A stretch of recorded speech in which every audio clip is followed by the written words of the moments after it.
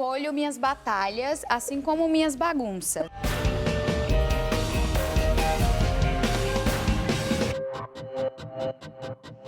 A gente recebe aqui no sofá uma grande apresentadora que, inclusive, acabou de se desafiar na Dança dos Famosos no Domingão com o Hulk. Kátia Fonseca, bem-vinda, Kátia! Que honra estar com vocês hoje.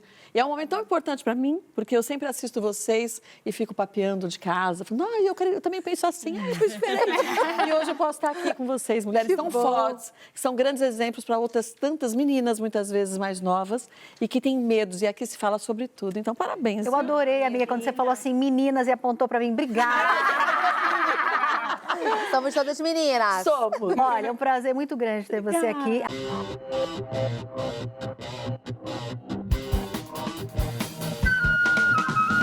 Eu aprendi com a minha mãe a ser organizada, mas eu sou uma bagunceira nata. Que? Daquelas que arranca a camisa e fala assim, deixa? onde eu enfiei? Depois eu procuro e não acho a camiseta. Oh. Então eu busco me organizar para tentar me achar. Olha. E eu vivo me perdendo e me achando nas minhas coisas. Então eu etiqueto tudo para eu saber, bom, aqui é farinha, aqui é açúcar, porque tudo que é branco parecido. Para não me perder. Então as pessoas falam, você é muito organizada. Eu falei, não, eu sou bagunceira. E tento me controlar na organização. Sim. Eu queria contar uma história que, assim, a bagunça, ela já me salvou de uma loucurinha. Como assim? Que eu ia fazer na vida, assim. Porque eu sempre fui muito organizada em casa. Acho que para ter uma certa sensação de controle da vida, sabe? Sei bem. E aí eu fui crescendo profissionalmente e a parte de gestão, assim, de negócios, carreira e tal, foi saindo da minha mão. Só que quando eu decidi tomar conta disso tudo de novo, claro que era muita coisa para dar conta e a casa foi ficando um pouco mais de lado. E no meio disso tudo, eu resolvi fazer uma faculdade. Aí eu prestar vestibular. Que legal. Aí eu prestei vestibular, meu sonho, para Ciências Sociais na USP. Passei super feliz. Dia da inscrição. Documentos. Cadê o documento que eu precisava? Não achava o documento de jeito nenhum. Deus. Gente, era assim, uma sensação meio de desespero, não sabia o que fazer. Eu ia chorar, sentar e chorar. E aí, claro, perdi a inscrição, perdi a vaga, enfim, aceitei, né, aquele aceita que dói menos. E aí eu decidi, então, arrumar as pastas de documento e tudo. Achei o documento que eu precisava. Era assim, eu não sabia Quantos se eu dias ia... depois? Não, foi no dia seguinte, 2 dias depois, no máximo. Eu falei, eu preciso, tipo assim, vou Já é arrumar. questão de honra achar o documento. Eu vou achar esse negócio. procurar um dia depois, eu procuraria depois de um mês. Exato. Eu nem sabia. Pra não se frustrar menos. E eu não sabia se eu ria ou se eu chorava. É aquela sensação assim. Só que eu acho que foi um ato falho daqueles da vida, sabe? Porque assim, depois de uma separação, filha mandando fora, irmã doente, arrumando todo o terreno, essa coisa administrativa, das finanças, da gestão, eu ia meter uma graduação. Tipo assim, Não era nem Isabela, não era nem cursinho, não era uma graduação. Pera lá, né? Pera lá que então... A vida freou. A vida freou. Então, eu acho que, assim, às vezes, nesse caso, assim, acho que a psicanálise explica desse ato Desculpa, falho. mas eu acho que você daria conta de qualquer jeito, sendo você a Bela. Mas eu sei, Mas- pior que eu mas sei. fica com isso, fica Mas eu já com fiquei isso no seu feliz de ter coração. passado no vestibular, Nossa, você entendeu? arrebentou, inclusive, na USP, minha filha. Muito eu vou te obrigada. contar. Obrigada. Eu escolho minhas batalhas, assim como minhas bagunças. Eu escolho minhas bagunças e minhas batalhas. Tem setores da minha vida que eu sou extremamente metódica e só funciono dessa forma. Trabalho, estudo. Assim, se não tiver a mesa, o copo no mesmo lugar, o post-it no mesmo lugar, o resumo no mesmo lugar, tudo exatamente, minha mente não funciona. Porém, em alguns outros lugares, como o meu guarda-roupa e a vida artística, eu preciso do caos para criar, para existir, para florescer. Então, eu tento equilibrar isso. Então, abre o armário. Essa é a minha opinião. Segundo os meus amigos, eu não sou muito organizada. Eu queria falar um pouquinho sobre a sensação que eu tenho como mãe, e às vezes eu percebo que o caos versus a ordem tem uma disputa de energia. Vou explicar por quê. Ontem, por exemplo, eu fui para o Rio, voltei, cheguei super cansada. Quando eu chego em casa, minha filha, mamãe! A hora que eu olho para a salinha dela, estava um caos.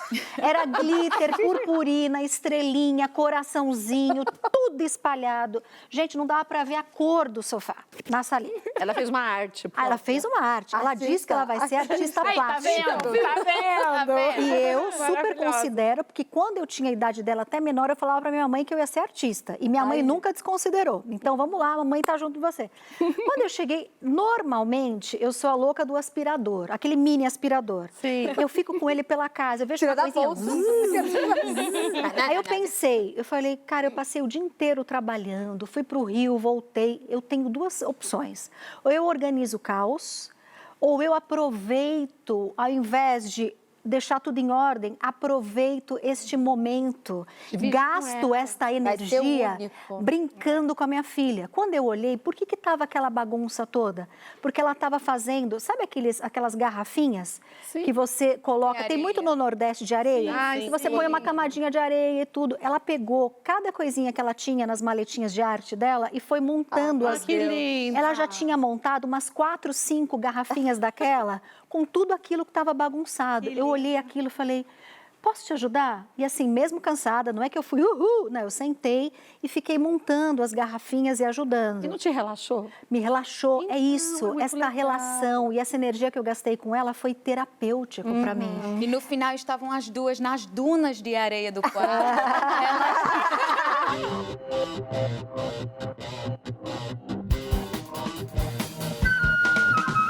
No meu casamento, eu demorei mais de 4 anos para eu me dedicar àquela relação com o objetivo assim, nossa, é tão ruim, vamos tentar melhorar? E eu chegava e falava, e eu agia diferente, eu fui para terapia para tentar entender o que eu estava precisando e que talvez aquela relação não estivesse me dando. Então, eu fui tentar, de fato, me reorganizar na situação. Depois de 4 anos, e aí meus filhos eram adolescentes, eu falei, tudo bem, vou esperar mais um pouquinho, uns 3 anos. Demorei 1 ano e pouquinho, eu falei, agora eu já vi que eu peguei, sei lá, a Dutra e ele pegou imigrantes. Então não tinha o Rodoanel que juntasse mais. Então tudo bem, deu certo por aquele tempo. E eu reuni meus filhos e falei, olha, eu não estou mais feliz nessa relação, queria falar primeiro com vocês. E a mamãe está indo embora hoje. Eles eram já adultos, tinham 25 e 20 anos. 24, 25 e quase 25, quase 21 anos. E eles falaram assim, nossa mãe, pode deixar, pode ir que a gente fica com o papai. Nisso, o meu ex-marido chegou e falei, olha, a gente sabe que a nossa relação não está legal, não é de hoje. Eu tentei, você tentou e tudo bem, deu certo até hoje. E como a decisão foi minha, eu saio. E eu saí de casa. Olha. Eu fiz minha malinha de manhã, porque uma quarta-feira que eu acordei, falei, é hoje. E fui para casa da minha mãe. Falei, vou ficar 20 dias na minha mãe até ver para onde eu vou, porque eu não tinha planejado nada disso. E aí que vem a dureza para a família. Por mais que você falasse que a relação não estava legal, ninguém achava que você ia chegar a um ponto desse. Minha mãe chorava, deprimida. Eu falei, mãe, depois de uma semana, deu 10 dias, eu falei, ai, mãe, desculpa, o luto é seu. Eu estou indo embora, eu acho bonito o seu luto, mas não é o meu. O seu já passou 4 anos. Mais de 4 anos. Você sabe o que você estava vivendo, né? As sensações internas. E eu tenho a necessidade de dividir com as pessoas. Porque, vamos dizer, você fala para mim, nossa, Cátia, você já pensou em olhar por esse lado? Eu falei, isso eu não tinha pensado, vou analisar. Então, todo mundo já sabia disso. E aí eu fui para um flat. E foi a hora que eu mais me descobri. O que eu abri a mão, que me fazia feliz de pequenas coisas, tipo tomar sorvete no pote, igual nos filmes, a coisa mais boba do mundo. Você fazer uma comida que você gostava e você não fazia só porque os outros não comiam. E que eu queria ir no cinema sozinha, olha que coisa boba. Dar uma volta no quarteirão, sem ter para onde eu estou a fim de ir. Então, eu passei meses me curtindo em pequenas coisas e me redescobrindo nessa situação. Eu tinha pouca roupa, o flat tinha panela, tinha aquelas coisas, eu me virava com o que tinha, eu era feliz. Então, essa foi uma virada de busca de felicidade minha, dos meus filhos também. Mas ninguém teve o meu endereço por os primeiros 3 meses. Uau! Porque eu precisava ficar sozinha. E eu encontrava as pessoas na hora que elas precisavam de mim, mas na hora que eu estava afim de também colocar eles fazendo parte desse momento. Demais, E eu era o oposto disso. Gente, Kátia, a minha história é muito parecida, com a parecida? sua. Muito parecida, até porque o casamento era muito bom, assim, eu poderia ficar casada, sabe, pro resto da vida, mas acho que chegou essa hora que, né, eu me descobri uma mulher que eu já não cabia mais ali, e eu precisava me encontrar, sabe? E a solitude nesse momento, a solidão, foi muito importante para mim. E você estava falando, Eliana, da questão, né, o que prende a gente, muitas vezes, naquele lugar, o apego. Eu acho que tem uma coisa que pouco se fala, que às vezes a gente tem apego ou saudade, não necessariamente da pessoa em si com quem a gente está, mas da gente, de quem a gente é ou de quem a gente era com aquela pessoa. Porque que a gente mudou, né? Porque a gente mudou. E aí a coragem de enfrentar quem você é hoje, a transformação de si, é muito difícil. E dá medo. As pessoas acham que não dá medo, dá muito, dá pavor. E machuca também. Mesmo quando é uma decisão pensada, não deixa de doer. Mas aí você tem que escolher o que dói menos. É isso mesmo. O que dói menos? Onde eu consigo ser inteira. E eu tive uma situação parecida com a de vocês, a minha história é muito parecida com a da Ju e com a de vocês também. Não foi numa quarta-feira, mas foi... Mas assim, eu tive uma relação de 5 anos e eu passei 3 anos fazendo terapia para conseguir acabar. E eu rezava que a pessoa fizesse alguma coisa para eu não me sentir tão culpada. Ai, meu Deus. Eu dizia assim, ai, me trai. Eu juro que eu chegava a dizer, essa pessoa não me trai, se ela me traísse seria mais fácil para mim. Só que, na verdade, eu não cabia ali. Como Bela fala, eu não cabia, limitava as minhas potências, as minhas vulnerabilidades, quem eu era. Eu não conseguia ser inteira. E aí, num determinado dia, assim, eu acordei, não foi uma mala, mas foi um lençol, que lá no Nordeste a gente chama de trouxa. Maravilhoso. Eu joguei no chão, peguei as roupas do guarda-roupa, guarda-roupa, tem que ser guarda-roupa. Liguei para uma amiga minha, guarda-roupa. Liguei para uma amiga minha, eu disse assim, amiga, era a única que tinha carro. Que não ajuda entendeu aqui. nada, né? Ela falou, tá doida, menina. Eu falei pro meu ex, eu falei, eu vou embora. Aí ele falou, vai dormir, menina. Quando ele saiu pro trabalho, eu, lençol no chão, roupa assim, eu morava no 3º andar, dei um nó, minha amiga chegou, eu, toma, Hannah, joguei lá de cima, pum, embaixo, ela botou no carro, ainda tirei uma fotinha assim, que eu não vou mostrar, e fui embora. Você não vai mostrar, pois deveria. Essa foto é muito boa, eu cheguei lá na casa da minha amiga, me ajuda, com muito medo.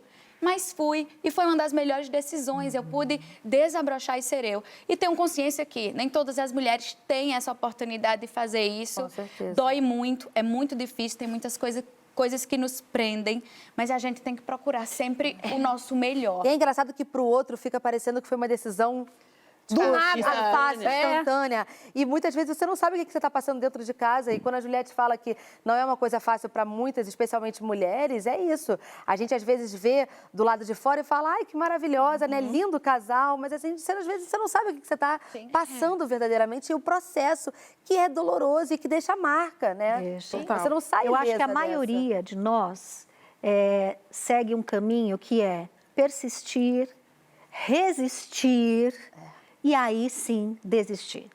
E desistir não é um fracasso, né, gente? Às vezes, desistir de um trabalho tóxico, de uma relação tóxica, acaba sendo um livramento. É um momento que você tem de assim, olhar para si e se libertar. Sim. É difícil. Dói muito. Dói, não é fácil, mas assim, acho que todas as passagens da minha vida, exceto quando eu era muito jovem, que eu era muito impulsiva, acho que na maturidade, todas as minhas decisões foram bem por aí, sabe? Primeiro eu resisto, eu insisto e depois eu desisto. É exatamente isso que eu estava pensando aqui. Geralmente, eu demoro muito a tomar decisão. Apanho muito até criar coragem. Mas acho que quando a gente está num relacionamento que não faz a gente feliz, quando a gente está num emprego que não faz mais sentido, dá medo de não conseguir outro emprego, dá medo de ficar sozinha, não ter um outro parceiro, mesmo que aquele lugar não estivesse bom, mas estava ali, tinha alguém do meu lado, e se eu vou embora? eu estou um tempão fora do mercado de trabalho, como é que eu vou sustentar meu filho? Uma amizade, mas será mesmo que eu desfaço essa amizade? Mesmo ela não está fazendo mais sentido para mim, uma sociedade, enfim. Acho que em tudo na vida a gente pensa muito e tem muito medo de arrepender. E se eu for embora e depois não for a melhor decisão?